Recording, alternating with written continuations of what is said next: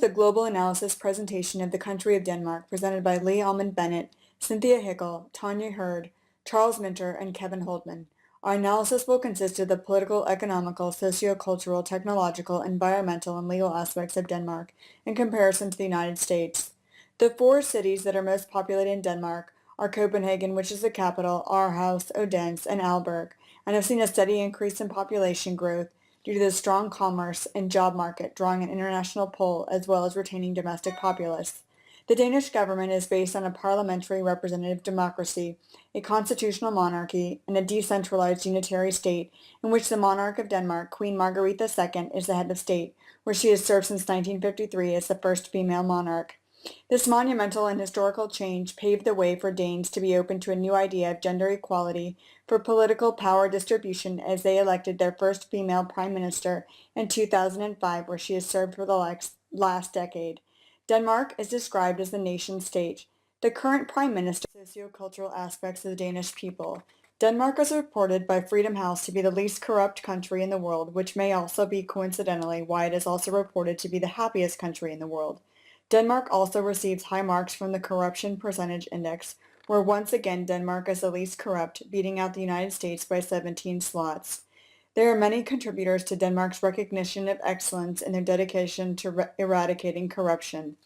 They have a high level of government effectiveness with a system of balance of power, ensuring that no party or group can be influenced or influenced too unilaterally.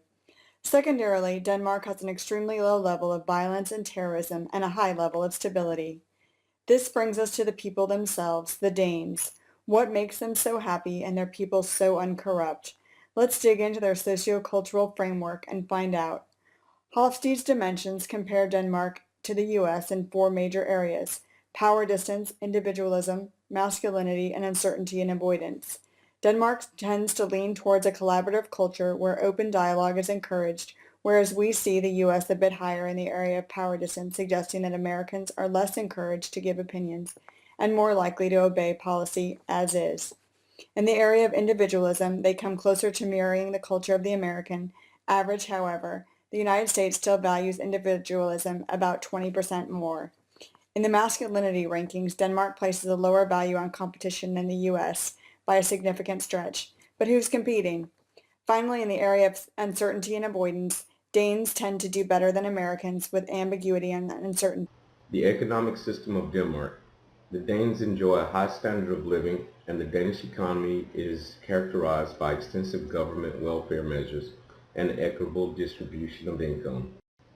The Danish economy is a paradigm of a socialist political system. Well-to-do citizens enjoy capitalistic free market benefits, while poor citizens enjoy the welfare of a socialist economy like free healthcare and education.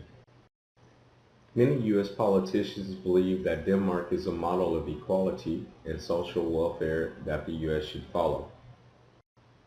However, in the socialist utopia, paying for all these benefits, Danes are more heavily taxed than Americans.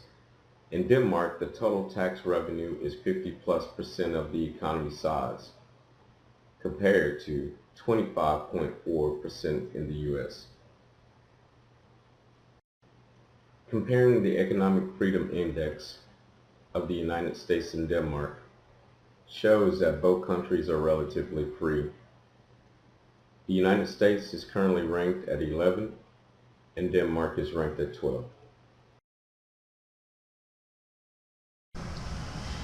Economic recovery has been fragile and the GDP per capita is still below its pre-crisis level. Although gross national income has received a boost from favorable term of trade developments, sluggish productivity growth continues to be a challenge. Denmark's GDP growth rate rose to 0.4% in 2016 from 0.1% in 2015. According to the World Bank, Denmark's GNI per capita was last measured at 47,810 in 2015. The level of FDI in Denmark is far below the country's potential, but has been increasing in recent years. Despite the challenges facing Eurozone, estimates was done in 2015 which indicated the FDI inflows or over Euro 3 billion, which is an increase from 2014. Denmark is both an important investor in foreign countries and is highly dependent on foreign investments. Denmark's inflation in November 2016 was 0.4, while the United States is 1.69. Denmark's currency is the Danish krone. It is also pegged to the euro. In December 2016, Denmark's foreign exchange reserve had reached to 59.5, and in previous months it was 61.2. In February 2015, the foreign exchange reserve was at an all-time high of 109.1 and had a record low of 18.5 in January 2002. Currently, both Denmark and the United States have fairly stable unemployment rates. However, you'll notice in the late 2000s, the economic downturn caused both countries issues.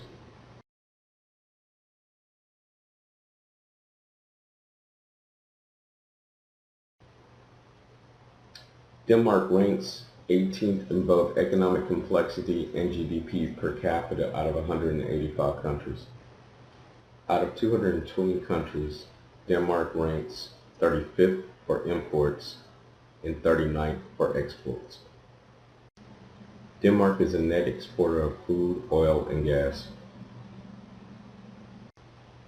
Denmark's main imports are machinery and miscellaneous manufacturing goods. Now let's compare trade to the United States. The United States ranks 5th in economic complexity, 11th in GDP per capita, 1st in imports, and 2nd in exports. Let's hear from two 2016 U.S. presidential candidates. Countries in Scandinavia like Denmark, Norway, Sweden. In those countries, healthcare is a right of all people. In those countries, college education, graduate school is free. And in those countries, by and large, government works for ordinary people in the middle class. I love Denmark. We're the United States of America, and it's our job to rein in the excesses of capitalism so that it doesn't run amok, but we would be making a grave mistake to turn our backs on what built the greatest middle class. The Human Freedom Index. As you'll see, Sweden and the United States are amongst the most free countries. This Human Development Index chart shows that Sweden has now overtaken the United States in this department.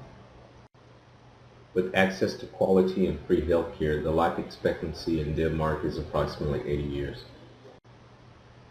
The idea of welfare for all is actually causing economic instability in Denmark. Royal family grandchildren's salaries to be stopped. In the 1940s, the cost of raw material imports hurt the economy. Educated citizens are making bigger salaries, while the middle manufacturing jobs are disappearing. Rising income inequality hurts economic growth. An aging population. Technology. Investments in research and development. Denmark is among the top 10 OECD countries for investment in research and development, accounting for 3.08% of their gross domestic product. Research is an important building block for Denmark and is well positioned when compared internationally. This is important to Denmark's government as they continue to become better at translating new knowledge to developing new solutions and products, while also maintaining a high level of research in areas such as green tech, biotech, pharmaceutical sciences, telecommunications, IT, and design. They are a world leader in clean technology with focused energy policies that has placed them at the forefront in the development and use of renewable energy. They are a first mover in IT with an excellent digital infrastructure and high IT penetration that make them an ideal test country for new information technologies. Software companies in Denmark enjoy great success, and today the nation is an important European hub for companies such as Microsoft, IBM, HP, and Google. Denmark is also a biotech frontrunner and a major world player in areas such as bioengineering, enzyme research, CNS research, and cancer research. Danish researchers continue to be among the most productive in the OECD in producing scientific publications. They are ranked third after Switzerland and Iceland for the number of publications in relation to the size of their population. Environment. According to the Environmental Performance Index of 2016, Denmark is ranked fourth in the world among 180 countries globally. Denmark's strong commitment to the green transformation makes Greater Copenhagen an outstanding testbed for sustainable smart city solutions and changes the patterns of production and consumption, growth and development. In its bid to introduce more sustainability into the city, Copenhagen has applied different smart solutions. For example, a complete modernization of the sewage system has allowed for an improved water quality while opening a public harbor bath. An underutilized part of the city center has now become a strong urban recreation space. Cycling is a part of urban planning and design, allowing for a low-expense, quick, safe, and convenient way of getting around. Denmark has also invested on an efficient, reliable, and highly integrated public transport network, making the levels of congestion and pollution one of the lowest of the major international cities. Copenhagen has been able to send less than 2% of waste to landfill. Half of the waste is recycled, and maximum use is made of waste to generate heat for the city's district heating network. In 2015, Danish wind turbines beat the all-time world record, supplying wind power equivalent to 42.1% of Denmark's total electricity consumption. This is the largest share ever in Denmark and in any other country in the world. The country has a national climate goal of covering 50% of Denmark's electricity consumption by wind power by 2020 and to become completely free of fossil fuels by 2050. Denmark is deeply dedicated to the green transformation and in aiming to become the world's first carbon-neutral capital by 2025, with Copenhagen as its front-runner in renewable energy, upcycling and recycling, green mobility, and smart city solutions. The district court, the high courts, and the Supreme Court represent the three basic levels of the Danish legal system. But the courts of Denmark also comprise a range of other institutions with special functions. The Danish legal system is based on the so-called two-tier principle, which means that the parties to a case generally have the option of appealing the ruling of one court to a higher instance. The higher court could then either reach the same conclusion, uphold the ruling, or change the ruling. Most cases begin at district court level with the option of appealing to one of the higher courts. If the case was initially heard at district court level, it may, in special cases, be brought before the third and highest instance, the Supreme Court. In 2014, the Research Division of the Ministry of Justice published a report showing that among the 47 countries of the European Council, the citizens of Denmark have the highest level of confidence in their courts, a level of confidence that has even increased over the past 10 years. Since the adoption of the Danish Constitution in 1849, the decision-making power in Denmark has been divided into the legislative, executive, and judicial branches. The principle of a three-way separation of power and the independence of the courts of law help ensure democracy and the legal rights of the country's citizens. The courts of Denmark are committed to following the principles regarding openness and transparency. Denmark's strengths are a strong rule of law, low unemployment rate, low corruption rate, in which it's ranked number 1 of 175 countries, strong property rights protection, and a flexible labor market. Some of its weaknesses are a high tax burden and high household debt. Among the opportunities are an open economy, intellectual property rights are protected, second lowest corporate tax rate in the EU, inexpensive land available, vast resources of natural gas and oil, and it's highly regarded as a happy place to live. Some of the threats are the European economic crisis and its uncertainty, and an unstable financial sector.